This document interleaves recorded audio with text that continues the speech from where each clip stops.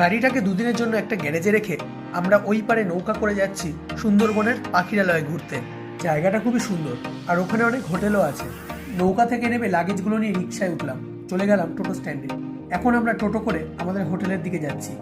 এখানে দেখে বুঝতেই পারছো যে পুরো জায়গাটাই গ্রাম, আর আমাদের গ্রাম ভীষণ ভালো লাগে। এসে পৌঁছালাম আমাদের হোটেল শ্রীমা লজে, আর এর চারিদিকে অসংখ্য হোটেল আছে, ঘরগুলোও বেশ ভালো। আর যেটা বুঝলাম যে এই দিকটাতে মানুষজন একটু কমই আসে, কারণ আমরা ছাড়া আর কোনো লোক ছিল না। হোটেলের ছাদ থেকেই দেখতে পাচ্ছিলাম যে বড় বড় লঞ্চ, নৌকা সব যাচ্ছে। পরদিন সকাল সকাল আমরাও একটা লঞ্চ ভাড়া করে বেরিয়ে পড়লাম।